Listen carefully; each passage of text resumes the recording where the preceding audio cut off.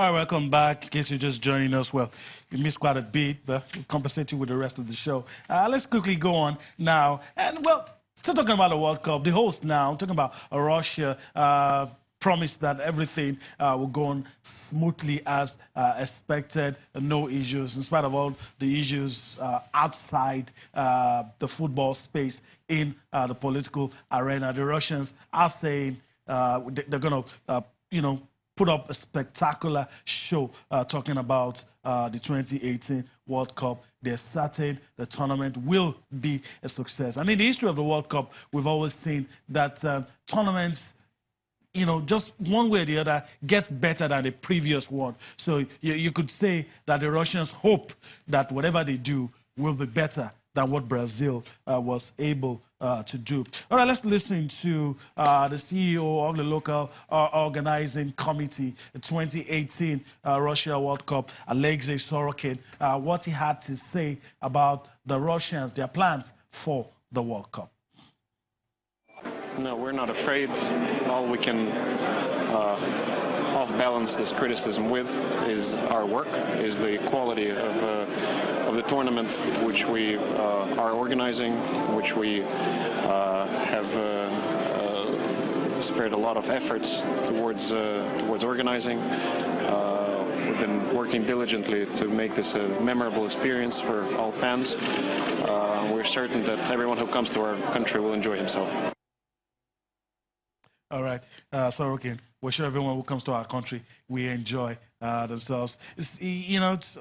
Someone said maybe some unfair criticism coming from the Western world. They did it to South Africa, we remember, to Brazil as well. And I'm not surprised the Russians are already feeling it. And he said something interesting. He said the only way we could, come against everything that has been said against us is to, answer with what we put on offer. All of the stories flying around about the hosting nations, Russia. The moment the first ball is kicked, everything pales to insignificance. Because whether you like it or not, people want to focus on what the action is. Why are we here? That is the football. That is football. Because at the end of the day, what you live, your memories, the people you see, the stars that are born in this World Cup, the players that really come to really show the talent that they have. And perhaps maybe the people that win the World Cup, you look at this, those are the lasting memories that you get to hear.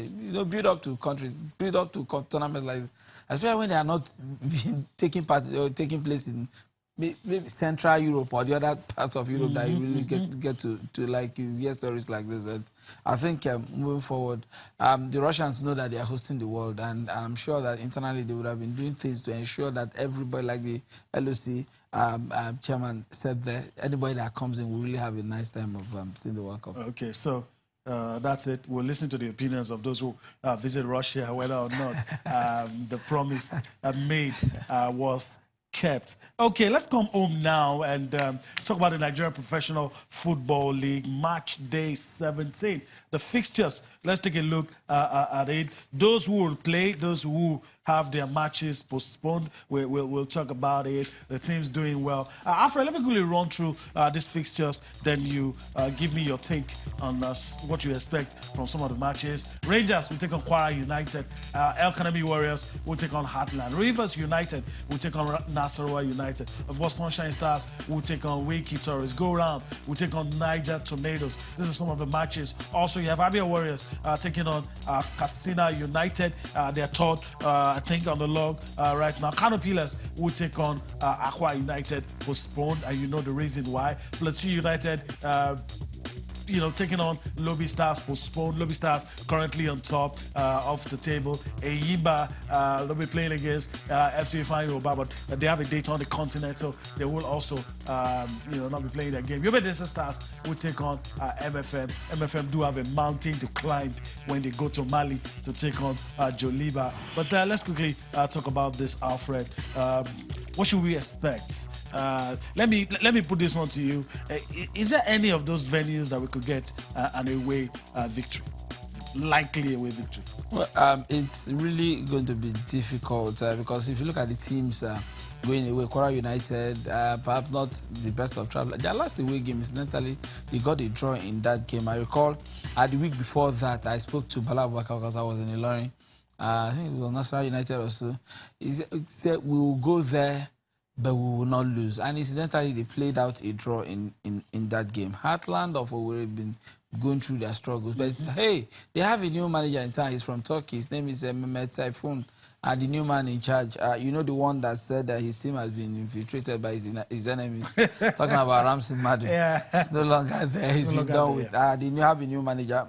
Courtesy of their partnership with the Turkish club, Mehmet Tayfun. He's going to take charge. You never can tell when the new manager comes in. The players who want to play to impress the new manager. Perhaps maybe he can just turn things around there, because if they continue to go the way they are going presently, hey, they might just going back to where they came from. Immediately, and that wouldn't be nice. Rivers United, okay, against National United is one game. Obu waiting with 2 goals. Their last game, that was on Wednesday, the rescheduled game in Rivers. So whether they will just seize the opportunity of playing these 2 home games back to back, put daylight between them and those close to them. Omoku is the venue for Crisdera Stadium, is the venue for the Go-Round FC versus Niger Tornadoes game. Now, this game is significant for something. Our good friend China, actually, this celebration has been kept on hold for a while, but this Sunday we'll be celebrating watching his 1,000th That's game. a milestone. That's a milestone. I just like the way he went about it, documenting all of the places that he's gone to, the individual experiences from these match venues. I mean, it's like a chronicle for if you just started covering the league. I mean, if you get some of the things that you've been able to put down, you just use it as a handbook of some sort if you really want to, if you like the Nigerian Premier League. All right, Sunshine Stars against Wiki Tourists is another game. Sunshine Stars, not particularly doing well, but I think they've, especially playing at home, they've found a way of getting the wins. Whether they will be able to manage that this weekend is another game to look forward to. Away wins, I don't think... You don't think it's going to happen? I don't think it's going to happen. Okay. I don't think any team that gets it, it will be a big surprise for me. Okay, all right. So that's it, the confirmation of the matches that we played right there. If you're in and around any of these venues, do avail yourself of the opportunity of seeing good football. Go see if everything that we say about the domestic league is true. You might just change your mind about football on the domestic scene. Some of those matches, it's better experienced than imagined. Then you will be able to see where some of the stars, where they're made from, where they came out from. And maybe with just a little more support, things might just be better. Yeah, with a little more support. I think a lot of guys that really don't go sometimes, just misconceptions here and there. Things they've heard. Yes, things they've heard. Not experienced. I was in Enugu, the last Rangers game I went for something different. It was a Wednesday midweek game when Rangers hammered Yobe Desert Stars. I just, a friend and a brother, hey, have you gone to... I was shocked when he said he hasn't seen any live game at the stadium. And I said, okay, let's make this an experience. Just drive down to Enugu, see the game, and he was pleasantly shocked. And the moment I wanted to leave, he was busy taking selfies on the field. All around the field, and he enjoyed it. And he just told me, hey, I didn't know it was going to be like this, and perhaps I'll just make that time to go see more games. All right, so a lot of skeptics being won over, talking about Nigeria Professional Football League. All right, let's travel abroad now and talk about, football in Europe. Some say that's where the best players are. Though people in South America might have 1 or 2 things to say about that. But in Europe, we're the best. And it doesn't get bigger.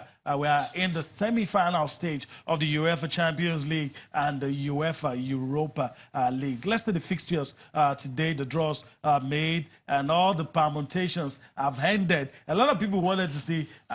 let me say I wanted to see Real Madrid and Liverpool. I didn't get my wish, though. But Bayern and Real Madrid will lock horns in the semi-finals. Liverpool will take on AS Roma. Alfred, your thoughts quickly on this. Some people are saying easy passage for Liverpool. But with what AS Roma did to Barcelona, I'm not going to say that. These days, I don't know. You take a 3 goals lead in the first leg, it counts for nothing. It counts for nothing. It counts for nothing presently because you look at it. I mean, a lot of the pundits have had their fingers beaten by all of the predictions. Bummed, seriously. By all of the predictions that came midweek. So nobody, if you look at it on the face value, you want to say, okay, hey, easy passage for Liverpool, but hey, this Roma team is like a team on a mission. They came. And I'm interested in Bayern, Real Madrid. I think it's going to be heated. You know, Bayern, you know, lost to Real last season. Controversial circumstances. Some say Arturo Vidal got red carded. Some felt Bayern probably, you know, had a chance. I'm not very sure the Bavarians would fancy their chances. But it's going to be interesting to see what happens. If you're asking me to stick out my head, no, I'm not. I've been taught bitter lessons from what has happened right there. Okay, let's quickly go to the Europa League as well, show you the semi-final fixtures in the Europa League. And, well, what the fans dreaded most, you know, what was the nightmare of some Arsenal fans actually happened. A lot of people, a lot of fans wanted, okay, if Atletico was still there, let's play them in the final, but not in the semis. But guess what? Arsenal will take on Atletico Madrid in the semi-final, and the team from Austria will take on Olympique Marseille. And of course, I'm talking about the Europa League. That's what everybody will want to see now. But if you're an Arsenal fan, you fear for the Gunners playing against a very decent side like Atletico that are rarely complacent. Read somewhere this afternoon, an Arsenal fan saying it's better Arsenal plays Atletico Madrid at this stage, because if you can't win it, if you can't beat them in the semi-final, that's not only going to the finals. I mean, they are perhaps the strongest team of the 4 teams in this competition. So, it's for a lot of the purists, they wanted to see this game in the final, but it will happen now. So for Arsenal, they play the first leg at the Emirates, so they have their work cut out. But there's something going about this Arsenal team. Look at Danny Welbeck that has been struggling for form all season long. All of a sudden, he's scoring in every game. I mean, with the arrival of the likes of Aubameyang and Lacazette and all that, he's been able to find his form. And the players, how many games have Arsenal gone this time without losing it? 6 straight wins. The 7th game they drew, they didn't lose, even though coming from the verge of that. So they have something going for them. Perhaps maybe like other seasons where they just wait till late when they've lost everything and start playing well. Maybe that's what is playing out this time around. The other 2 teams, Marseille and Leipzig, nobody, and the Red Bull Salzburg, nobody has given them any chance. But I think these guys might just have something up their sleeves. All right. So, and also, you know, there's always this argument about the strength of the leagues in Europe. I think England and Spain will have 1 or 2 things to say, because they're the only countries that have a team in the semi-final of the UEFA Champions League and a team in the Europa League. Does that tell us where the strength really lies, or we could just dismiss it?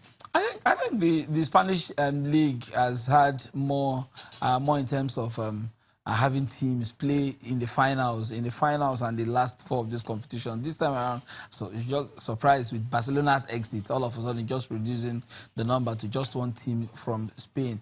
I think Spanish league by far has been the strongest of the league, not in financial terms anyway. Okay. When it comes to the financial, leave it for the English, because they know how to.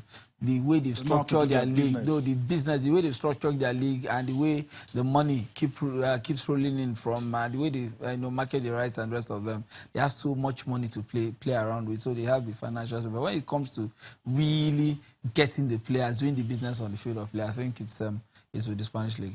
Okay, all right. So let's go on a quick break. When we return, we'll be wrapping things up here on Sports Tonight.